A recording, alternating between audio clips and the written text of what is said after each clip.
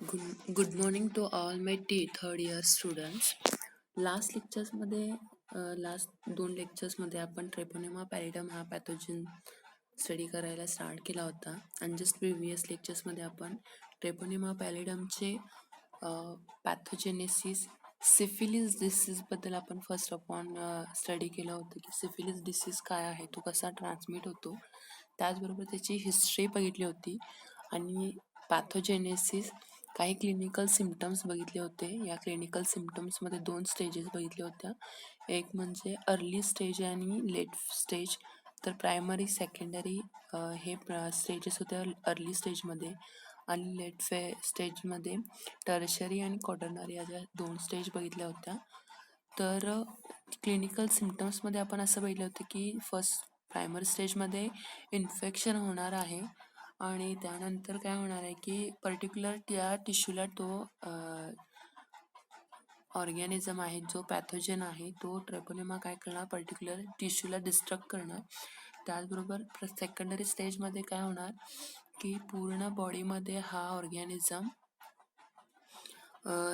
जाऊन infection cause करायला ready असणार आहे. थर्ड स्टेजमध्ये काय होतं की पूर्ण बॉडीला रॅशेस पूर्ण बॉडीच्या स्किनवरती रॅशेस फॉर्म होतात असं आणि इचिंग स्टार्ट होतं आणि डीपमध्ये इन्फेक्शन स्पायनल कॉर्ड किंवा ब्रेनच्या पॅरेन्काइमा सेल्सना असे इन्फेक्शन स्टार्ट होतं या टर्शरी आणि क्वाटर्नरी किंवा लेट स्टेजमध्ये, असं आपण क्लिनिकल सिम्पटम्समध्ये बघितलं होतं.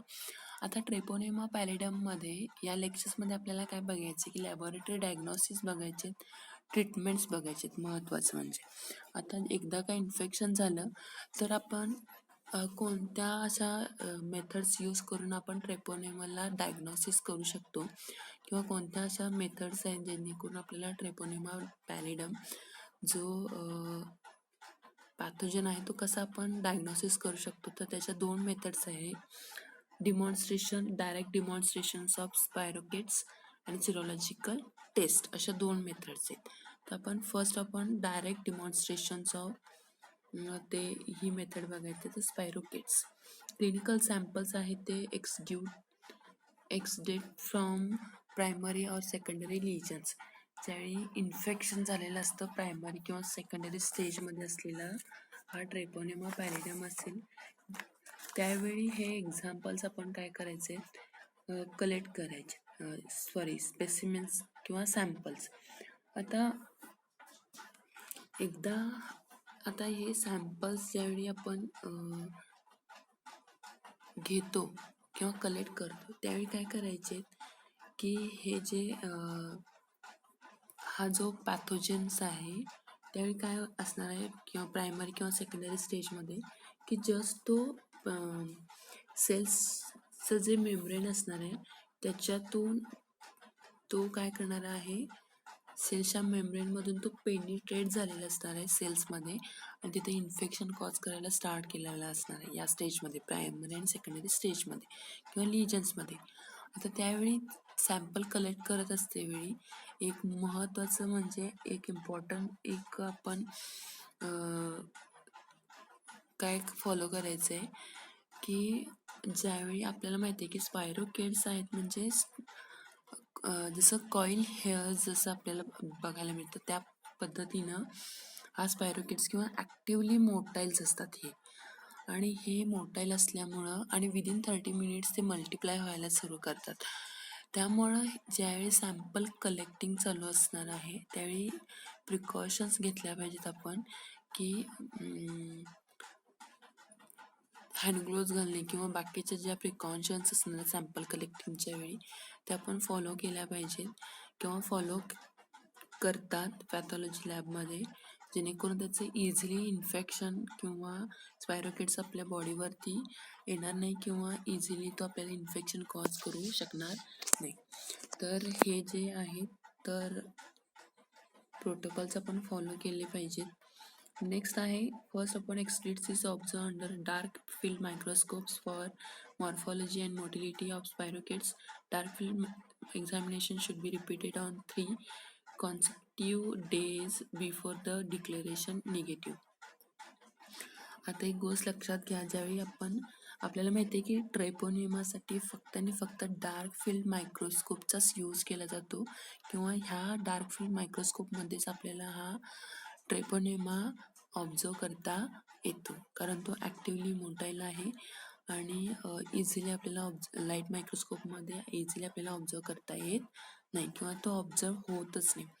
आता कंटिन्युअसली जर आपल्याला फर्स्ट सॅम्पल आपण कलेक्ट केले आणि त्याच्यामध्ये जर आपल्याला स्पायरोकिट्स किंवा ट्रेपोनिमा ॲब्झॉर्ब झाला नाही, तर आपण काय करायचं आहे इथं की कंटिन्युअसली 3 डेजमध्ये आपण ते सॅम्पल त्या पर्टिक्युलर एरियामधून कलेक्ट करायचे आणि कंटिन्युअसली 3 डेजमध्ये हे ऑब्झर्व करायचे आहेत. आपण निगेटिव्ह रिझल्ट्स किंवा रिपोर्ट निगेटिव्ह देण्याआधी हे 3 वेळा आपण सॅम्पल कलेक्ट करायचे आणि मग जर 3 दिवसामध्ये जर एखाद्या दिवशी जर आपल्याला जर ट्रेपोनिमा ऑब्झर्व झाला त्या सॅम्पलमध्ये, तर मात्र आपण तो रिपोर्ट आहे तो पॉझिटिव्ह द्यायचा आहे किंवा प्रेझन्स ऑफ ट्रेपोनिमा पॅलिडम असं कन्क्लूड करून मग रिपोर्ट आपल्याला तो द्यायचा असतो.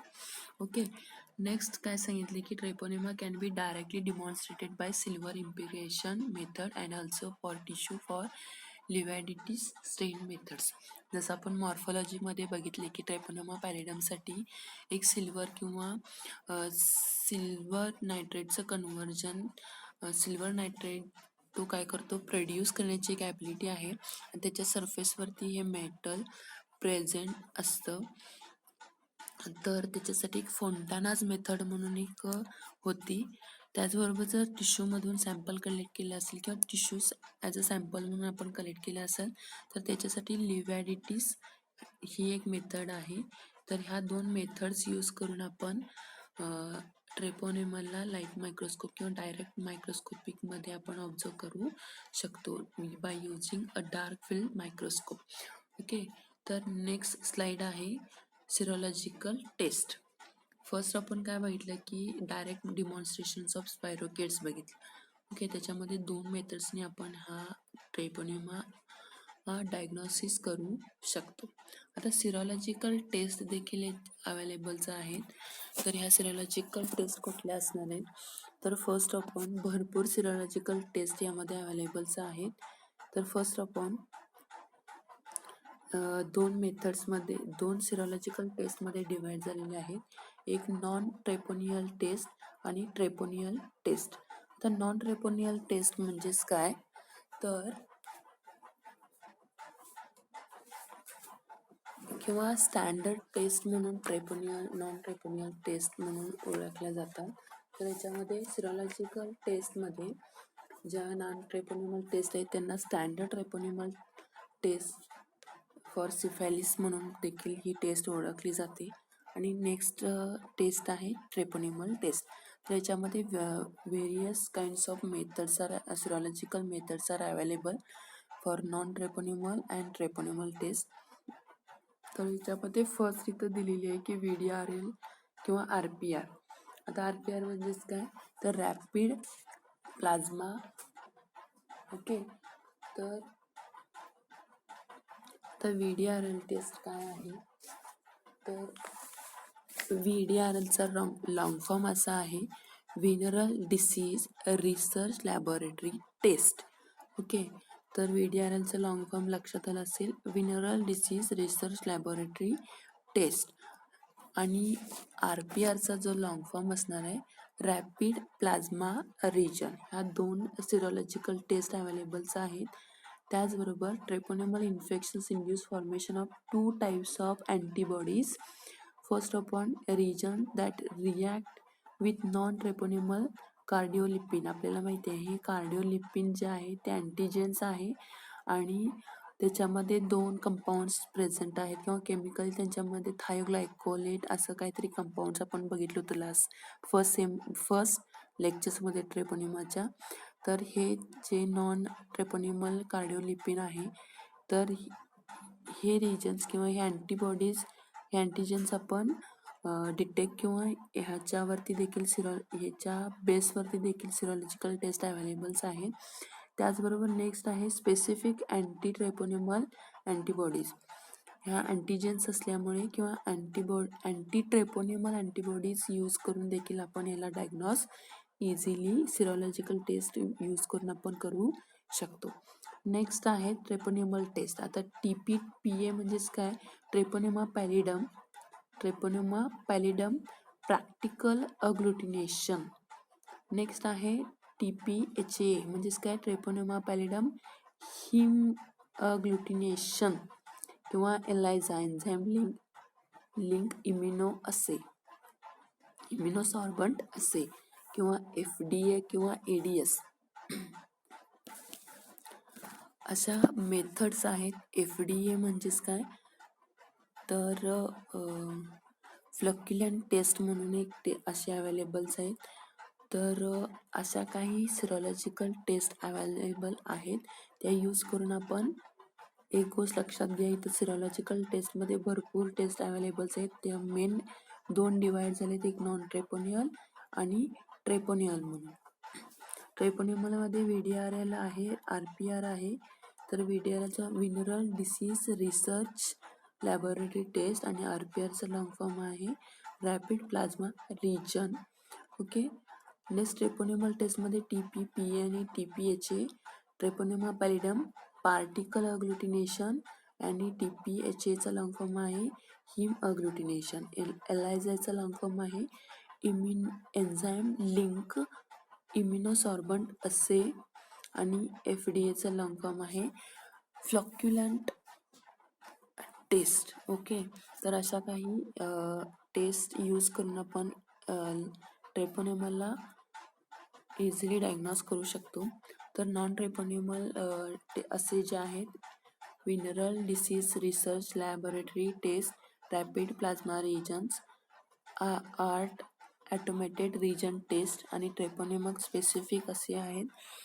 तर FDA फ्ल्युरोसंट ट्रेपोनेमल अँटीबॉडीज ॲब्झॉर्ब्स किंवा micro हिमअग्लुटिनेशन antibody automated Treponema पॅलिडम enzyme इम्युनोअसे. तर अशा काही मेथड्स असे देखील अवेलेबल आहेत.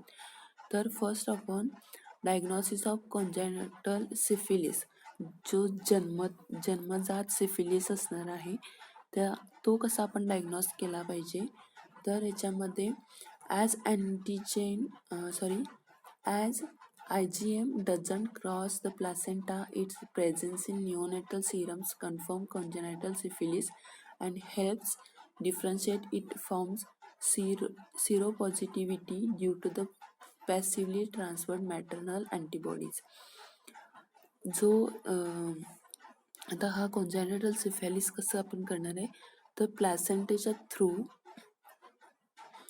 काय होणार आहे की हे जे अँटीबॉडीज असणार आहे, IgM नावाचं जे अँटीबॉडीज आहे, तो प्लॅसेंटेला बरोबर क्रॉस करत नाही किंवा प्लॅसेंटामध्ये हा प्रेझेंट असणार आहे आणि त्याच्या सिरममधून आपण काय करू शकतो, ह्या प्लॅसेंटेच्या सिरममधून कॉन्जेनिटल सिफिलिस हा सिफिलिस आपण डायग्नोसिस करू शकतो किंवा डिफरन्शिएट करू शकतो. आणि पॅसिव्हली ट्रान्सफर मॅटर्नल अँटीबॉडीज, मदर्सकडून ह्या अँटीबॉडीज पास होतात बेबीला, न्यूनेटल बेबीला. तर ह्या IgM अँटीबॉडीज सिरममधून आपण कलेक्ट करून आपण ते, आपल्याला माहिती आहे की जर मदरला जर हा सिफिलिस झाला असेल तर तो इझिली बेबीला ट्रान्सफर होणार आहे. त्यामुळं सिरममधून आपण याला IgM अँटीबॉडीज पास होतात का ते आपण क्रॉस चेक करून न्यूनेटल बेबीला हा कॉन्जेनिटल सिफिलिस झाला आहे की नाही ते आपण चेक करू शकतो किंवा डायग्नोसिस करू शकतो. Many techniques have been develop for the selective detection of IgM antibodies. ह्या IgM अँटीबॉडीच्या डिटेक्शनसाठी काही टेक्निक्स देखील अवेलेबल्स आहेत. These include modifications of FDA, ABS, TPHA, ATA, VDRL test using whole sera or separated IgM fractions. जसं आपण last स्लाइडमध्ये बघितले होते, सेम त्याच मेथड्स यूज करून आपण कॉन्जेनिटल सिफिलिस देखील डिटेक्ट किंवा डायग्नोसिस करू शकतो. फक्त आपल्याला इथं काय करायचं आहे की IgM अँटीबॉडीज आहे तो आपल्याला तिथं डायग्नॉसिस होतो का ते बघायचं आहे. जर डायग्नॉसिस झाला तर निओनेटल बेबीला देखील हा कॉन्जेनिटल सिफिलिस झालेला आहे असं आपले रिझल्ट्स असतील किंवा असं आपलं कन्क्ल्युजन असेल. ओके, नेक्स्ट स्लाइड आहे ट्रीटमेंट. आता आपण लॅबोरेटरी डायग्नॉसिस करून बघितले की काही भरपूर मेथड्स त्याच्यामध्ये सांगितलेले आहेत. मी तुम्हाला इन डिटेल इथे एक्सप्लेनेशन दिलेलं नाही आहे, कारण त्या प्रत्येक टेस्टचं एक्सप्लेनेशन दिलेलं आहे. आणि VDRL टेस्ट जे आहे it is mostly widely use, simple आणि रॅपिड टेस्ट आहेत. त्या तुम्हाला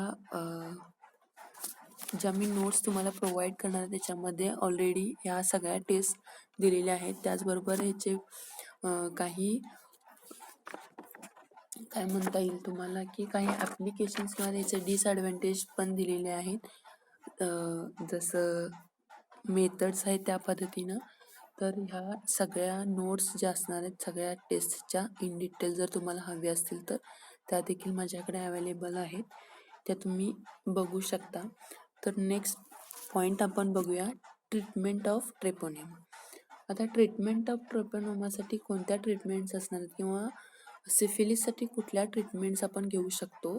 तर फर्स्ट आपण अर्ली, नेक्स्ट स्लाइड आहे, लेट सिफिलिस असेल किंवा आपण अर्ली स्टेजमध्ये या स्लाइडमध्ये बघितलो की आपण अर्ली सिफिलिस असेल तर हे अँटीबायोटिक्स दिले पाहिजेत. कोणते तर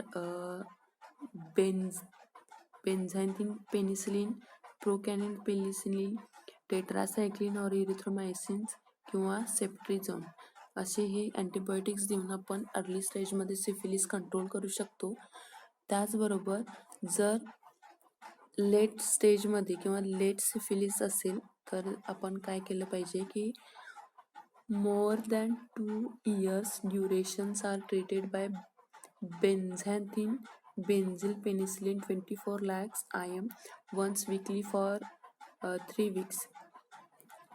24 lakhs IM एवढे डोस पेनिसिलिनचे आपण 3 weeksसाठी दिले पाहिजे, तर लेट सिफिलिसमध्ये तो कंट्रोल होऊ शकतो. नेक्स्ट प्रोफॅलिक्स म्हणून आपण काय यूज करू शकतो किंवा कुठले आपण प्रोटोकॉल्स फॉलो करू शकतो. तर avoid sexual contact with infected persons, use physical barriers and antibiotics, antiseptics असे काही प्रोटोकॉल्स फॉलो करून देखील हे सिफिलिसचं इन्फेक्शन आपल्याला अवॉइड करता येतं किंवा अवॉइड केलं पाहिजे. किंवा अँटीसेप्टिक म्हणून पोटॅशियम परमॅग्नेट आहे, हे आपण यूज करू शकतो. किंवा ट्रीटमेंट ऑफ केस, ज्या आपल्याला जर असं काही समजलं की ह्या केसेसमध्ये आपण ट्रीटमेंट केलीच पाहिजे, अर्ली किंवा लेट सिफिलिसमध्ये ट्रीटमेंट्स तर आपण घेतल्याच पाहिजेत. त्याचबरोबर पीपल्सना एज्युकेटिंग केलं पाहिजे. ह्या सिफिलिस डिसीजबद्दल आपण एज्युकेटिंग किंवा याचं नॉलेज आपल्याला पुरेसं, जर आपण लोकांना ह्या सिफिलिस डिसीजबद्दल जर आपण व्यवस्थित एक्सप्लेन नाही केलं किंवा हा डिसीज काय आहे हे जर आपण त्यांना याचं नॉलेज नाही दिलं, प्रोव्हाइड नाही केलं, तर हे सिफिलिसचं इन्फेक्शन आहे ते लार्ज अमाऊंटमध्ये होऊ शकतं. त्याच्यामुळे ह्याच अनुषंगानं देखील किंवा हाच एक एम असणार आहे आपल्या सिलेबसमध्ये हा ट्रेपोनेमाला ॲड करण्यासाठी. तर आय होप तुम्हाला ह्या ट्रेपोनेमा पॅलिडमचं पूर्ण हे लक्षात आलं असेल, इम्पॉर्टन्स काय असणार आहे ह्या आपल्या सिलेबसमध्ये ॲड करण्या पाठीमागचा. तर आपण ट्रेपोनेमाचे first of all morphology, history, त्याचबरोबर cultural characteristics, antigenic structures, next resistance बघितले. त्यानंतर या लेक्चर्समध्ये आपण असं बघितलं पॅथोजेनेसिस बघितले, क्लिनिकल सिम्पटम्स बघितले, त्याचबरोबर ट्रीटमेंट्स बघितलेले आहेत, लॅबोरेटरी डायग्नॉसिस बघितले आहेत. त्याचबरोबर मेन आपला रोल काय आहे की बेसिक आयडियाज पाहिजे त्या ट्रेपोनेमा पॅलिडमचा किंवा सिफिलिस हा डिसीज काय आहे हे आपण बघितलेलं आहे. तर या लेक्चर्समध्ये तुम्हाला सगळ्या गोष्टी किंवा ह्या संपूर्ण पॅथोजन्सबद्दल काही आयडियाज आल्या असतील. तर इथं आपण काय करूया, थांबूया. आपलं या लेक्चर्समध्ये आपलं युनिट नंबर 1 मेडिकल मायक्रोबायोलॉजी मधला unit number first bacterial disease मधले सगळे पॅथोजन्स आपण कव्हर केले आहेत. तर इथे युनिट फर्स्ट आपलं कम्प्लीट झालेलं आहे. इथं आपण थांबूया. थँक्यू.